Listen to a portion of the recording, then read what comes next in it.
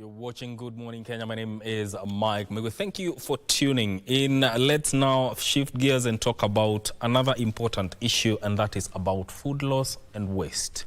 Given that now we are gearing towards the International Day of Awareness of Food Loss and Waste, what can we do to mitigate the effects of food loss and waste? And also, given that Kenya loses over 40% of the food it produces, that means over 9 million tons of food is lost, which costs about 72 billion. That's a lot of money that is lost because of that. And to help me in that conversation in studio, I'm joined by Dr. Franklin Otiende Awor, who is a senior lecturer at Jaramogi Oginga Odinga University of Science and Technology. Welcome to the program. Thank you. You're also a researcher at Afro Food Links Project. Yes. Karibu sana. And also Dr. Antonina Mutoro, who is also an associate research scientist. Karibu sana. Kwa salama hii asubuhi ya leo. First things first. You know, the fact that we lose 40% of the food that we produce as a country, what do you make of that, Dr. Franklin? That is food lost, meaning some people will go hungry, income opportunities are lost, the environment is also endangered because this food will go to the environment, when not taken care of, will contribute to pollution and promote pests and such like unnecessary waste in the environment, aesthetic losses. Yes. Yes. Dr. Antonina, what do you make of this? That the fact that we lose over 9 million tons of food, which means that is food that costs around 72 billion. What do you make of that? It's a very unfortunate situation because, as we know, as a country and as a continent, we still grapple with food insecurity. In Kenya, at the moment, over 1 million people do not have access to food in arid and semi-arid areas. When you look at urban areas, in the urban poor areas, there are studies which have shown that over 80% of the population does not have access to food. So the fact that you're having food loss and waste means that there's a missed opportunity to feed the most vulnerable populations. Yes. Indeed. We're talking about food loss and waste. Dr. Franklin, if you differentiate between food loss and food waste. Yeah. Food loss is basically food that we lose between harvesting and the market. So somebody has not yet bought it as food, so all that we lose within that process, harvesting, transportation, processing, then before it reaches market, that is what we refer to as food loss. Food waste, this is what somebody already bought as food, but then it is wasted. It is not serving the purpose for which it was bought. So it can refer to food being stored in the wrong environment. It is left to expire. It is not cooked well. Somebody served a lot, and then the rest are discarded. So food loss is between production and the market, and then food waste, the market and the household. Yes. That is the difference. What do you think are the major contributors to food loss and waste, especially in Kenya, given that it's a country that we struggle with food security? Yes, if I start with the food loss, we have a number of things that contribute to post-harvest losses. One of them is poor storage of our produce. So we harvest, we keep them in environments that are not safe. So either they're too wet, too moist, then food gets to rot. Some of them are due to pests that invade them where they're stored. Some of them include poor transportation mechanisms, so you heat them a lot. Some of them get spoiled during transportation, and these together contribute to food losses. Yes. Dr. Antonina, when you talk about food loss and waste, why is it an issue that requires urgent attention, given that agriculture is one of the things that contribute to our GDP? Why is it an urgent matter that needs to be addressed?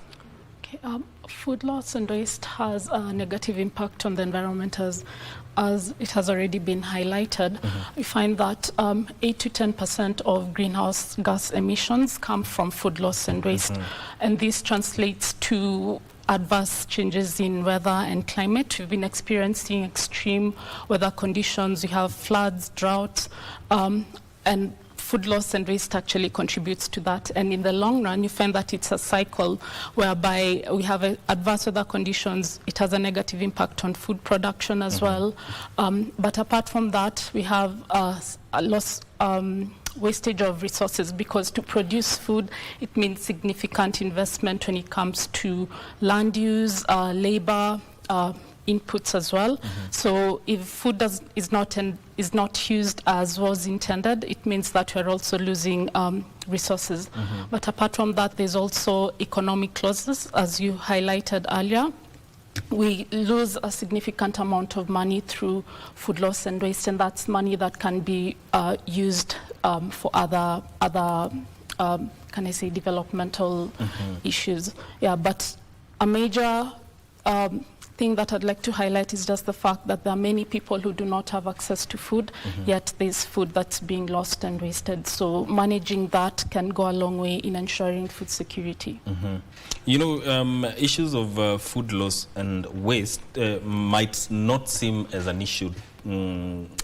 It might seem like a distant issue, but the effects usually are felt. Why do you think there's that limited information, Dr. Franklin, when it comes to matters of food loss and waste? Why do you think this issue should start at a personal level? If I may start, I would say that people lose food, but they don't pay attention to it. Like somebody is sick, but he's not paying attention to what the body is telling him. So the general public usually don't pay keen attention to food loss and waste. They don't compute the lost opportunities for doing business, the lost opportunities to feed people who are hungry, the impact on the environment, because they see it coming in small quantities, which does not grip the attention. Perhaps if they lost a lot at once, it might. But because they lose it little by little, day by day, they think it's normal. This is not normal, because we are losing food which should be feeding people, especially in a country where a number of us are going hungry in our cities. So this state of affairs little attracts people's attention. More and above that is that not enough awareness has also been created to sensitize the public about the need to preserve our food and use them for the intended purposes for which they are produced. So there's lack of awareness that can bring this to the attention of the public, that food should be preserved, we should minimize losses as far as we can. So a number of factors, but most of them also is lack of awareness. People need to be sensitized and know that losing food has many negative impacts to our own persons as health, nutrition and food safety, and also to the environment and livelihoods. Yes. When we talk about this awareness, who is responsible to carry out this awareness? I think a number of partners are responsible. We have state agencies, we have NGOs, we have academia like ours. So as I can say, it's a collective responsibility, because all of us suffer from food loss and food waste, either by being hungry, losing opportunities, having environment being polluted due to the food that we lose and waste. So I think it's a collective responsibility. Each sector has their own responsibilities to do. Yes. Yes. Dr. Antonina, from your perspective, how much of a problem are we facing in terms of food loss and waste, especially within our cities? I would say it's a major problem in different settings. So in markets, in supermarkets, in households, and this can be attributed to issues around infrastructure, so lack of proper storage facilities. For example, in markets, lack of proper cold room facilities, because one thing that you know is that the highest amount of losses is from fruits and vegetables.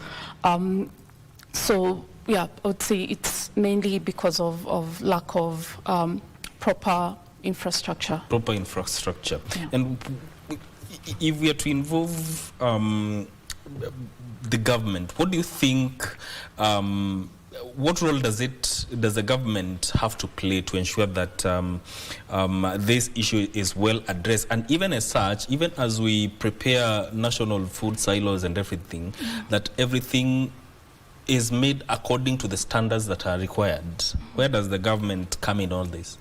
So the government plays a significant role in creating an enabling environment that will reduce food loss and waste, and this can be through policies and strategies. At the moment, we are developing food loss and redistribution guidelines just to ensure that to reduce food loss, but through that we are also ensuring consumer protection and also protection of food distributors. In the current situation, there are people who are who recognize that food loss and waste is a major problem, but their hands are tied because they're not sure of the proper channels to ensure that food is redistributed to people who actually need it. So through the government's role in developing guidelines that will provide structures to ensure that food is safely redistributed and accessible by the most vulnerable population. So one is just creating an enabling environment through policies, but apart from that, investment in infrastructure, so cold room storage, and then apart from that, coming up with strategies of making food preservation strategies accessible to the wider community. I think that would go a long way. Okay, Dr. Franklin, let's paint a scenario. What would you foresee happening? Let's say we reduced food loss and waste by, say, around 50%, especially in the country. Yes. I think one direct impact is that there'll be more food available for people to feed on. So the prices perhaps would also be relatively cheaper, because when we lose food, producers, traders also compensate for that loss in their pricing. So reduction of food loss will have an immediate impact in making more food available for people to consume. The second one is that when you save food, you save also losses in terms of money. So those who produce them will earn more because they're losing less. Those who sell them will also earn more because they lose less. So we have more food available, more income or better livelihoods. Then we also have the aspect of the environment. If you walk in our markets, you find food that have been wasted. Our markets are littered. The environment will also be preserved. Our dump sites, a recent study indicated, one that we did before with Kisumu Local Interaction Platform, indicated that most of our waste in our dump sites are organic waste. A larger part of it is also food from households, from our markets, where they get wasted. So when we reduce food loss and waste, we also save the environment. Yeah, so those are things that we cannot even quantify in terms of the benefits that we'll enjoy. Yes. Dr. Antonina, what would you say is the justification for tracking food loss and waste, especially within African countries? And why should it be a priority, especially for people who want to become food sufficient? Yes. I'd say data is information. So if you're not tracking, if you do not know the amount of food that's actually wasted and lost, then you cannot take proper measures or actions to ensure that there's reduction in food loss and waste. So I would say having that information is power, and it will enable not only governments but also the general population to take relevant measures and actions to reduce food loss and waste. Yes. Dr. Franklin, how is academia using this space to ensure that we deal with this, or we mitigate the effects of food loss and waste? Okay, in academia we have a duty to do research. We have a duty to collaborate with communities. So we can do research as academia to provide the necessary scientific data that can inform decision making, that can inform policies, so that we have the right legal framework and the right information to sensitize and create awareness among the community members and various stakeholders. Yes. As used through AfriFood Links, one of those things is awareness creation. This week, culminating in the International Day of Awareness on Food Loss and Waste, we are creating awareness on this issue. Perhaps if you make enough noise, many people will realize that it is an issue, and perhaps many more will take action at a personal level or at an institutional level. So we need to do research, we need to engage with the community as we feed them with the information that we get, and we should also make awareness creation through the sources that we, outlets that we have. We need to make more noise than you have done before. Dr. Antonina, what would you say are the major impediments that are making it hard to address this issue once and for all? Lack of data is one.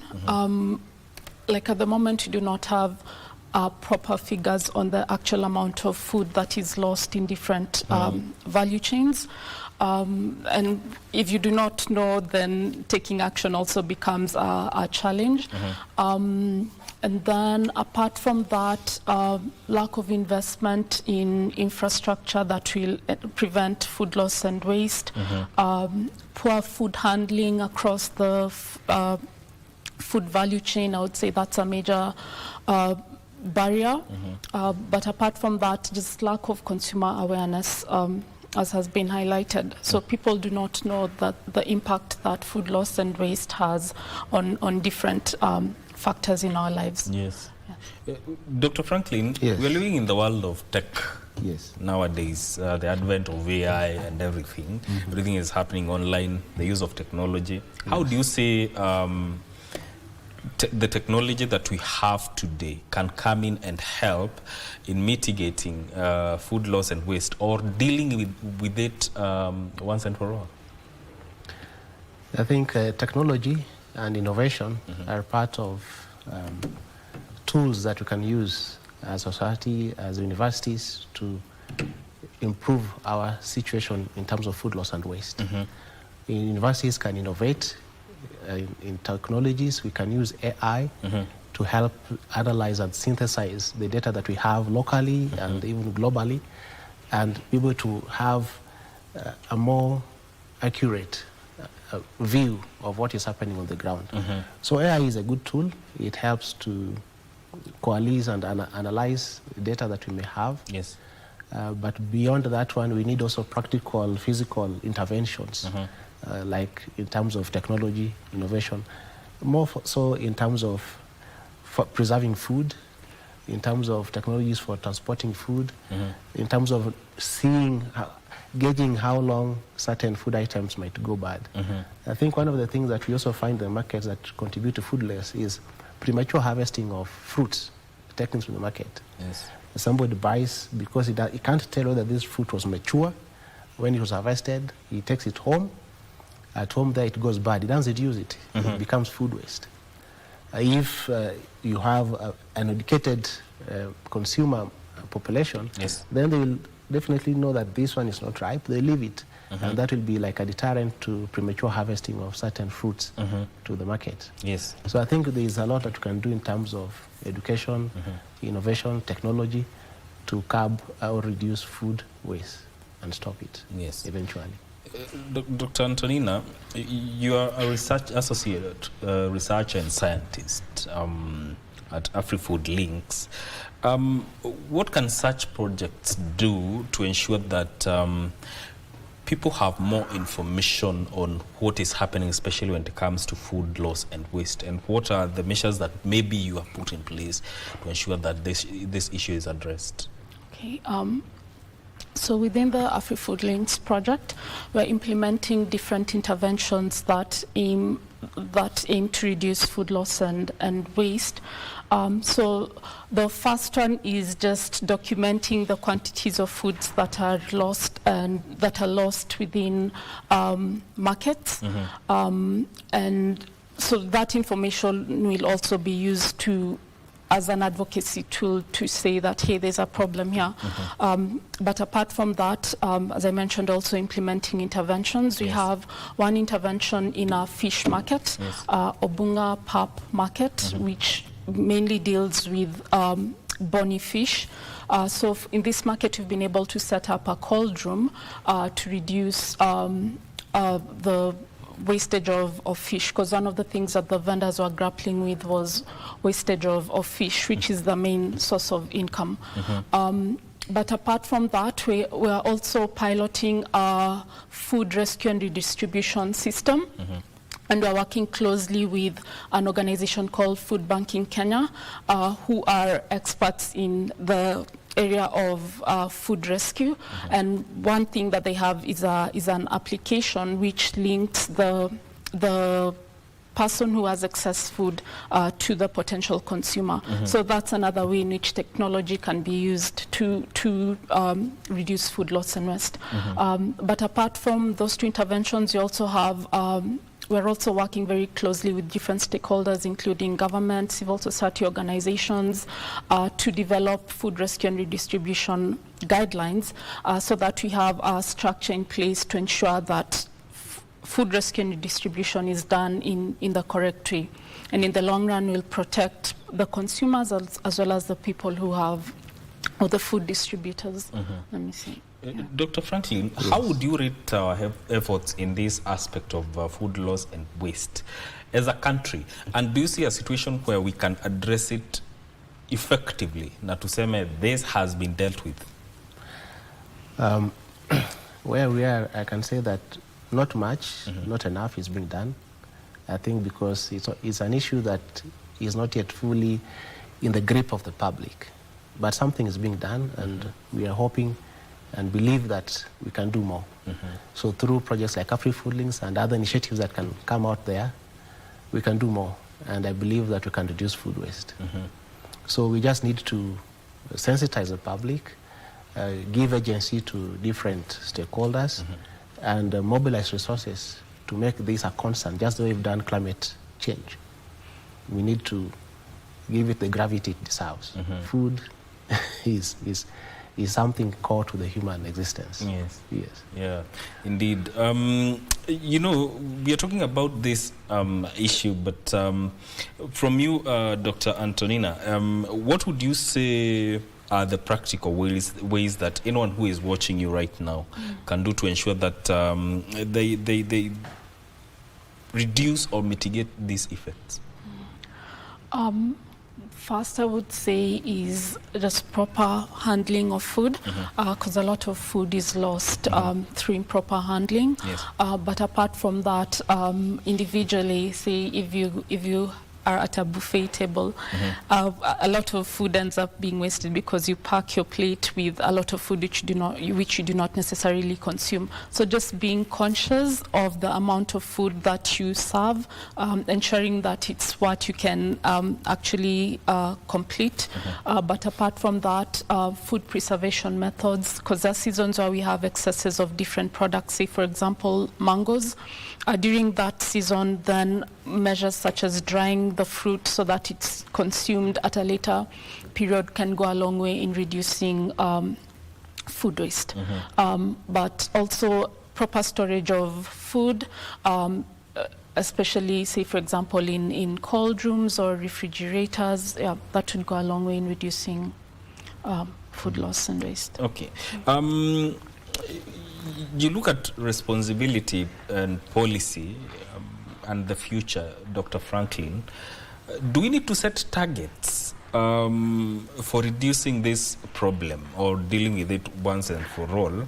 And would that work if we set targets? I think from the motive perspective or from the practical perspective, when you don't set a target, you have nothing you're working towards to. So we may not achieve those targets, but it will be a drive. It will be something we're working towards to. We are better placed to make gains than having no targets. So yes, affirmatively I would say that we need to have targets to work towards to. We may not achieve them, but it will be steps. We'll be able to have that we are working towards achieving something, some value, some reduction. And with necessary and appropriate methodologies, we can measure that and say, we did this, we realized this. Yes. We might have exceeded our target. That would be a plus. If we didn't, we can say, let us review how we did it. We might need to sensitize more, develop methodologies, mobilize more resources. So yes, we need to be proactive, intentional, and work towards a certain definite goal. Indeed. Yes. Let us take a very short, okay, I'm told we are not, we are to take a short break, but we should continue. Okay. But Dr. Antonina, from your perspective, how can we strike a balance between making sure that we have food safety regulations and still minimize food waste? Where is the balance? I would say it also lies in awareness on proper food safety, proper food handling to ensure its safety. But apart from that, I would say it also kind of starts with development of policies and documents that training manuals that can build the capacity of people when it comes to issues around food safety. When people are aware of how they need to handle food to ensure its safety, then they're more likely to handle food properly. So I would say, building the capacity of the different people who handle food to ensure its safety will go a long way. You know, education and information are very important tools when it comes to addressing this issue. But how do you see that impacting consumer behavior in a way that is positive in dealing with this problem? I think when you touch the nerve that will make them wake up. Yes. Food lost is money lost. You spent money, you spent effort. So money is a language that all of us understand. So if you relate food loss to money, people will give it attention. Then nutritional security. Some people, they lack what to eat. So from a moral perspective, we shouldn't lose food or waste food because we have more. In any sense, we should be able to just use what we need and spare, if we bought more, for families that are not able to have that. So for those of us who are having that moral sense, it's an avenue that we can appeal to, that it is not morally okay to waste food, simply because you have more. And even if you had less, we should do more as good stewards, not to waste food. So I think we just need to touch the right buttons. Money, that moral sense of responsibility, that stewardship, then the sense of the environment. I think these are things that appeal to the general public when you speak to them. So when we link food loss and food waste to these areas, we are most likely able to make some good progress. Yes. Dr. Antonina, what does a zero food waste society look like? I would say it's a society where everyone has access to food. Yes. The environment is conducive in terms of climate, because we know that food loss and waste contributes to greenhouse gas emissions. And I'd say it should be a very happy and thriving society, because then cases of malnutrition or undernutrition will be reduced. Also issues around, I would argue, poverty would also reduce significantly. Yes. You know, the International Day of addressing, or the International Day of Awareness and food loss and waste is coming up, Dr. Franklin. Yes. The 29th of September, that is. Yes. What can Kenyans expect in terms of activities? We are going over the week to create awareness. At least the public should be able to know that food waste and food loss is an issue. So we are going to create awareness. We are also asking them to tell somebody about food waste and what they can do to reduce it and eventually to stop it. So that's what they should expect. We'll be creating awareness through social media, through TV and radio talk shows. And not only us, there are many other organizations out there, FAO, that are doing more. You can get these resources. So there is awareness creation, because this is an issue that has not yet picked up with the public. So that's what they should expect, and we are encouraging them also to be part of it by telling somebody. They're creating awareness by helping them know what they can do. Yes. They're contributing, at least at that level. And we hope that these messages will bear fruit in tangible actions in reducing food loss and food waste. Indeed. Yes. Indeed. Yes. Your closing remarks. Reduction of food loss and waste is possible, and people should make deliberate efforts to reduce food loss and waste. And apart from that, having proper structures will ensure redistribution, safe redistribution of food that can potentially be wasted and lost to the most vulnerable populations. And I believe that will go a long way in ensuring food security. Dr. Franklin. Mine, I would appeal to the public that do something to reduce and stop food waste. Teach somebody, even if it is one person, let them know that food loss and food waste is a national, is a global concern.